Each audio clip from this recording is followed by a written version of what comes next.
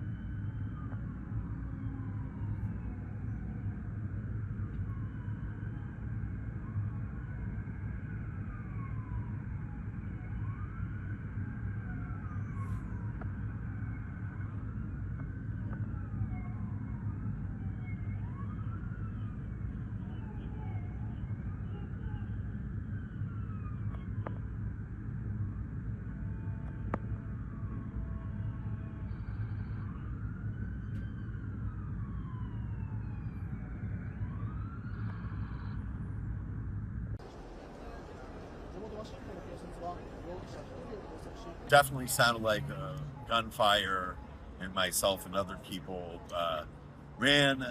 We were across the street from where it happened, so we ran about a half block down, kind of saying, "Are those gunshots?" Pretty much, And then once we got about halfway down I Street, another round of gunshots were heard. So we ran a little bit further down the street. Then, some people, security guards started coming out. They were like, it's probably just construction. So I walked back to get my lunch to where I was before. And that's, when I witnessed the scene, they had somebody pinned down. They were yelling at him to stay down. Then there was a utility truck that they moved. By this point, there was just one police car there. And they moved the utility truck on the other side. Unfortunately, we were National Guard men, one they were trying to resuscitate. And then there were a couple more National Guards that were kind of hugging each other that were obviously very upset about the situation. The president's obviously going to have a lot more leverage when it comes to what's happening here. I'm sure it'll be addressed. I was actually at one of my other locations in January 6th during the insurrection, and they blocked for a month or so, blocks away. You had to go through checkpoints. So my biggest concern is that the city is going to be a lot more locked down due to this. Basically, the president's obviously going to be using this as a platform to have more federal agents and military here.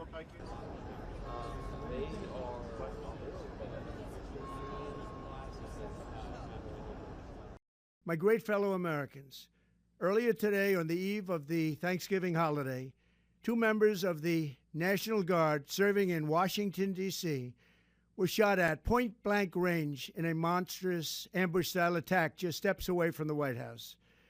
They had been deputized as part of the most successful public safety and national security mission in the history of our nation's capital, the D.C. Safe and Beautiful Task Force, which has achieved an unprecedented reduction in violent crime and crimes of all type. This heinous assault was an act of evil, an act of hatred, and an act of terror. It was a crime against our entire nation. It was a crime against humanity. The hearts of all Americans tonight are with those 2 members of the West Virginia National Guard and their families. The love of our entire country is pouring out for them, and we are lifting them up in our prayers. As we are filled with anguish and grief for those who were shot, we're also filled with righteous anger and ferocious resolve. As President of the United States, I am determined to ensure that the animal who perpetrated this atrocity pays the steepest possible price. I can report tonight that based on the best available information, the Department of Homeland Security is confident that the suspect in custody is a foreigner who entered our country from Afghanistan. We're not going to put up with these kind of assaults on law and order by people who shouldn't even be in our country. We must now re-examine every single alien who has entered our country from Afghanistan under Biden, and we must take all necessary measures to ensure the removal of any alien from any country who does not belong here or add benefit to our country. If they can't love our country, we don't want them. America will never bend and never yield in the face of terror. And at the same time, we will not be deterred from the mission these service members were so nobly fulfilling.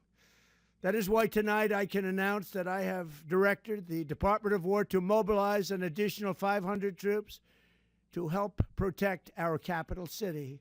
We will make America totally safe again, and we will bring the perpetrator of this barbaric attack to swift and certain justice if the bullets going in the opposite direction haven't already done that.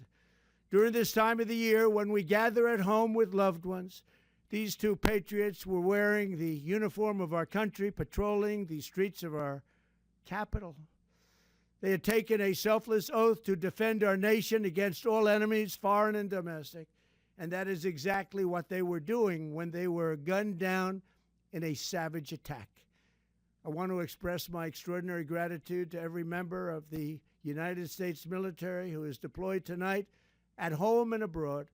I also want to thank the Secret Service and the D.C. Metropolitan Police Department for their work today.